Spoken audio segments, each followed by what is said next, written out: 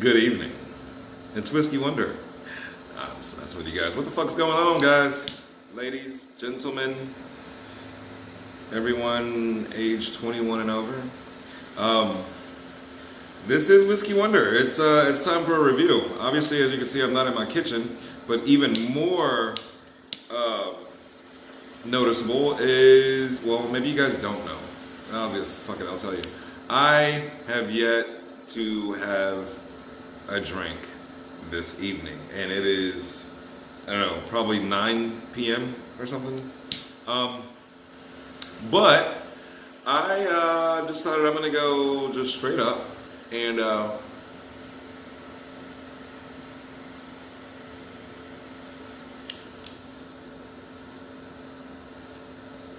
usually what I do is I'll have a few drinks before I do these videos, so I can get nice and loose and relaxed. Today was a weird day, so I had a lot of shit to take care of first before I could actually wind down and get my evening started. But I have two special bottles that I'm going to be reviewing today. I'm not sure how they're pronounced. I'm just going to go by the way it's spelled. One bottle I bought for myself out of curiosity, and then one bottle was given to me by one of my clients, which was a huge surprise, very unexpected, and very, very, very, very appreciated. Because I posted a picture on my Instagram when I bought the first bottle, and then I guess they saw it and was like, "Hey, I have this bottle and just randomly in the backseat of my car," which now that I say it out loud is kind of weird. Anyway, I've been on a bourbon kick for quite a few weeks, and I am returning back to what I love, which is scotch. Now, if you guys have been riding with me for a while, you know that I am a huge fan of Islay scotch. You know that I'm a huge fan of peat or smoky scotch. It's my favorite. You guys would know that Lafroig and Ardbeg are probably my two favorite peated scotch whiskeys. And so anything outside of Islay, I'm kind of for instance, Highland scotch. Never been a real big fan of it, but everybody deserves a chance, right? So here's what I'm talking about.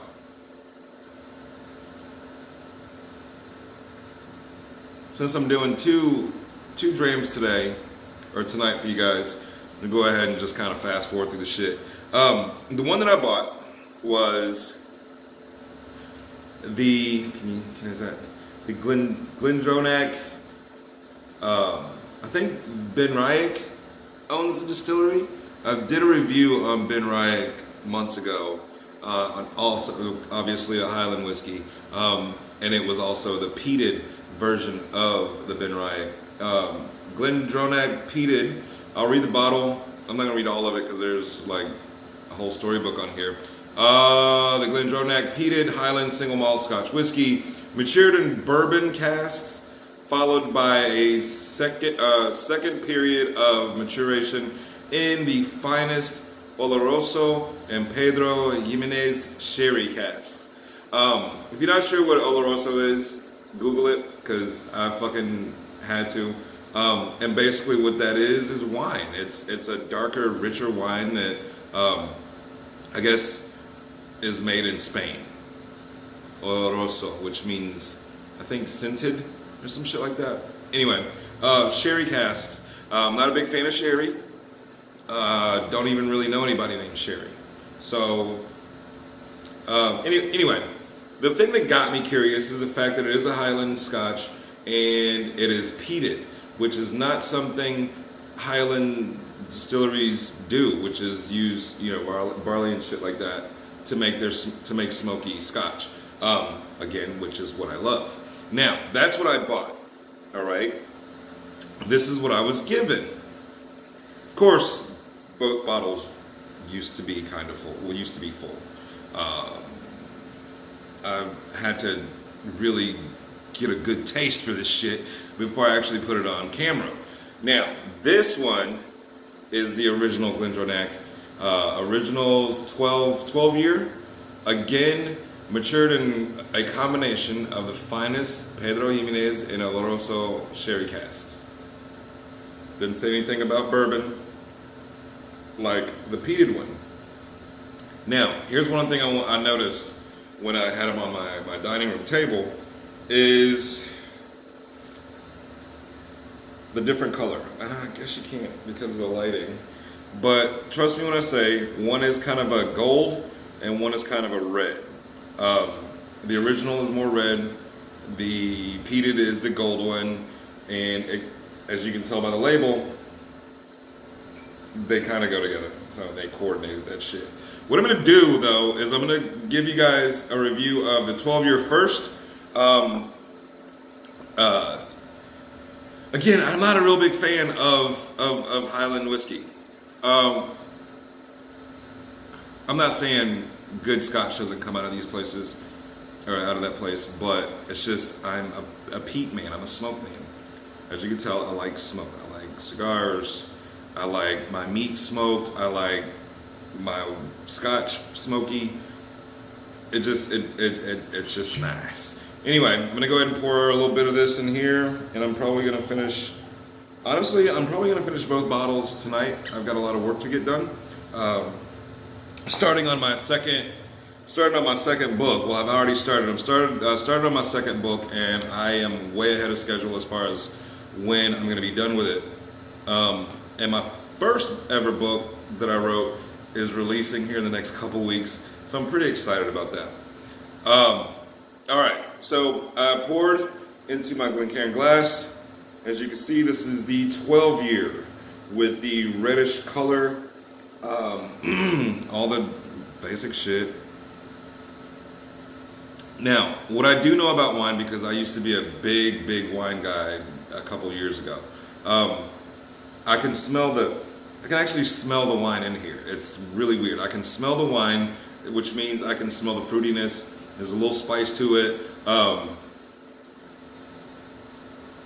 It's not like the honey or vanilla that you might get with bourbon, obviously, but there's something like either caramel or toffee. It smells pretty. It smells pretty. It smells pretty. Let's see.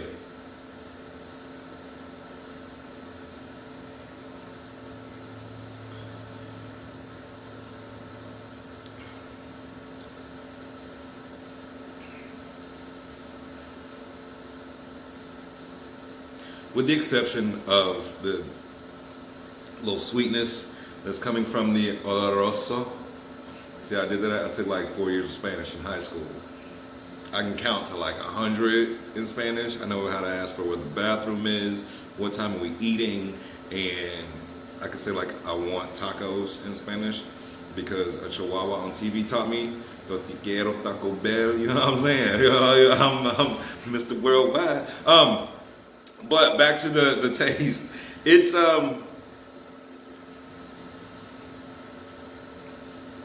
it's not bad.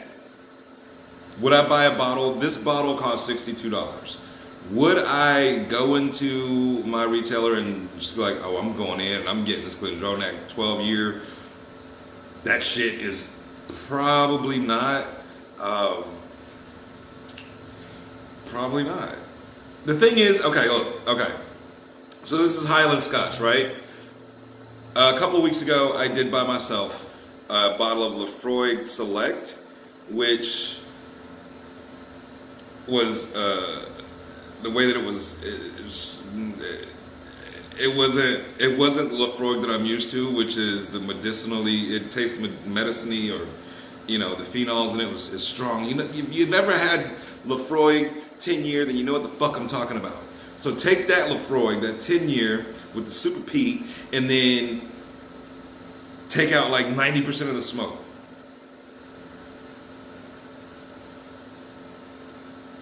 That's what this kind of tastes like. It's pleasant. It's very pleasant. You know what it is though? This is the kind of scotch that after a nice meal, you pour you some of this and you sip on that shit. It's like an after dinner wine type thing, but instead it's a scotch with wine undertones. So there's that. There's a 12-year. Not too bad. All right. I had to clear out the glass so I can pour the next one. It'd be like that sometimes.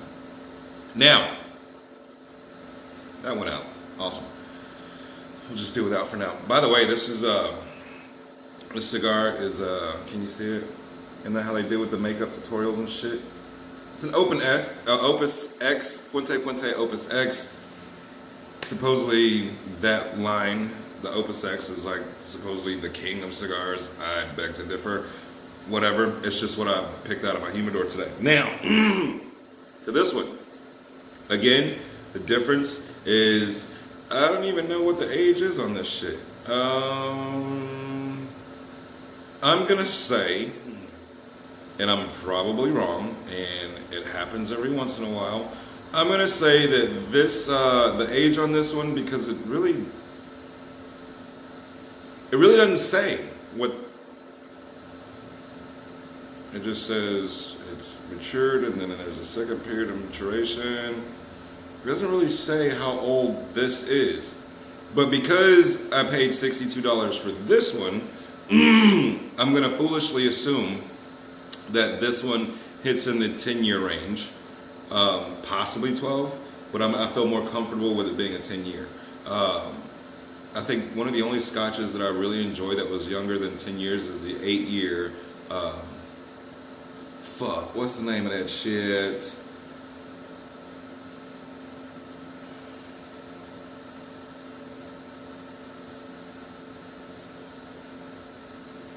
Blank.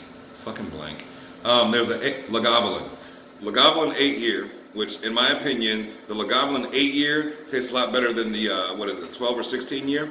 The 8-year is a perfect fucking scotch.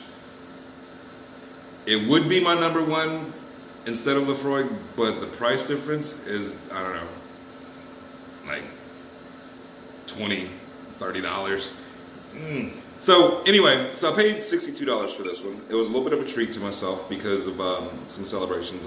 Finishing my book, starting another book. I try to celebrate as much as I can. I try to celebrate life as much as I can. Well, you don't need liquor to do that. Well, you don't necessarily need shoes to go fucking running, but I bet your ass lays the fuck up, right? Okay, shut up. Anyway, so Glendronach peated. Pour. There we go. All right. Put that down here. All right. So we saw the color difference. Maybe you'll be able to see it more. This is the peated. This is there's an angle. This is the original 12-year. As you can see, the color difference is pretty fucking major. You got gold. You got red.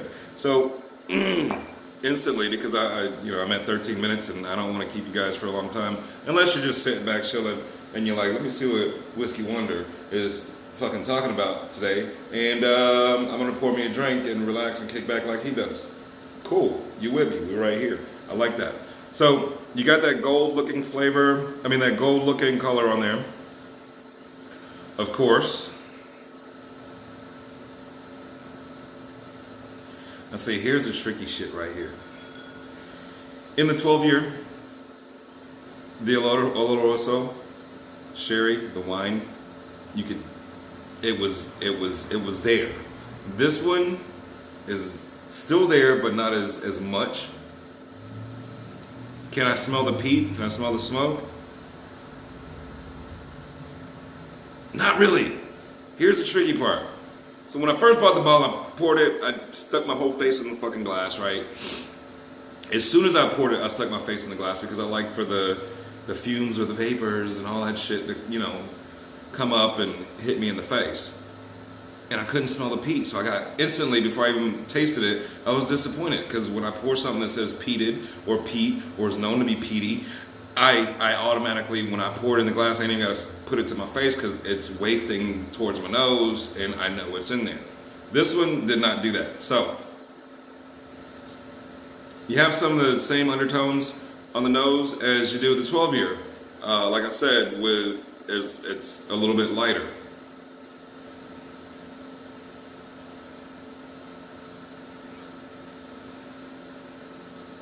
Then you sip that shit.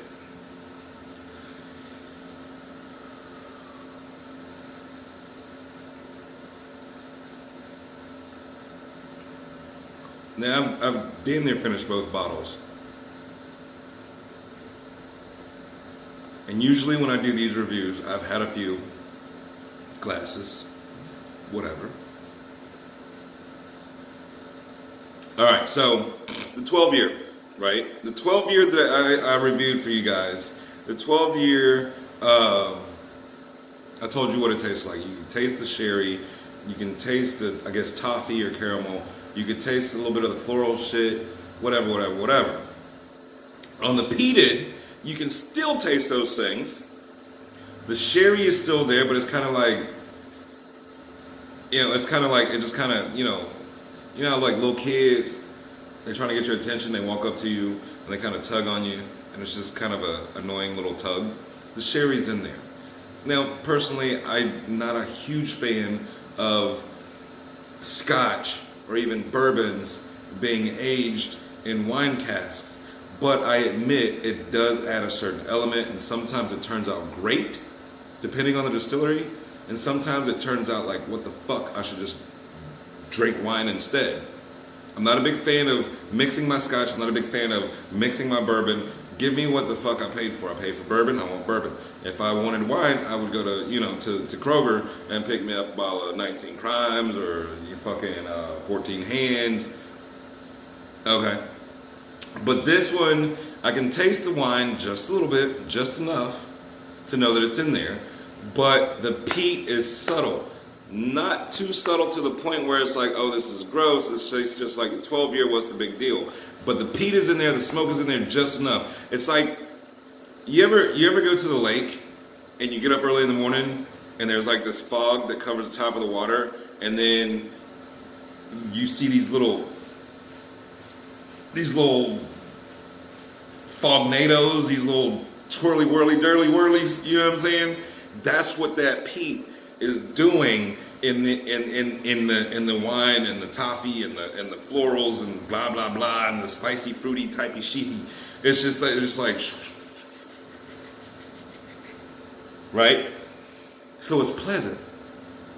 Now, if I didn't know about peated scotch, or if I wanted to introduce someone to peated scotch, that might be something I would pour for them.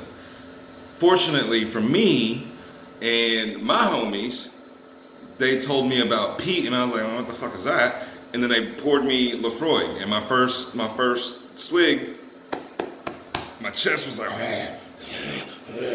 you know what I'm saying? It was hard to breathe or whatever, but I fell in love with it instantly. But then again, I'm the same type of person that loves the flavors of Robitussin. And I love the smell of gasoline. It's a little bit about me. Tell me about you. Whatever, I'm a Pisces. Anyway, so you get that, you do have a little bit of that smoke in there, and it's not overwhelming, but it's not underdeveloped. It's right there in the middle. It's right there, okay? And I like it. The question is, would I pay an additional $12 or additional $14 for a peated Highland scotch versus paying $48 to $50 for a Lefroy 10-year from Islay? No. I like what I like, you like what you like. I do recommend trying this shit in the event that, $63, $64, $65 is in your budget and you want to treat yourself, then give it a try. Or get the 12-year. The thing is, you won't be disappointed with either. I will make a recommendation. If you try the peated, do not add water. That's a suggestion. It's not an order. It's not a demand. It's not a command. It's a suggestion. In order to appreciate peated scotch, you have to drink it neat. Or you should drink it neat, okay? That's just my opinion. Do what the fuck you want to do. You grown, right? I'm just saying. You watching this shit for a fucking reason. You want to know what's popping. I'm telling you.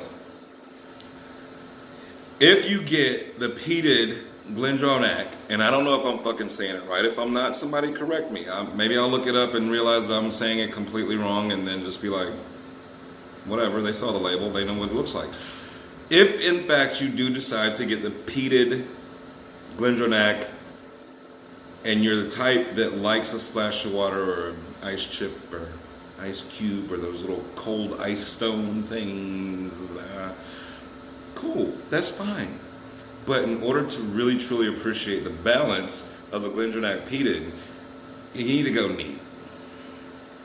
Once you've acquired a taste for peat, then you can step your game up to some Islay Scotch whiskeys and see what happens. It is a learning process. Hold on a second. Let me finish up. There we go. That's that. Tomorrow, or I'll do something tomorrow. When I upload it, I don't know.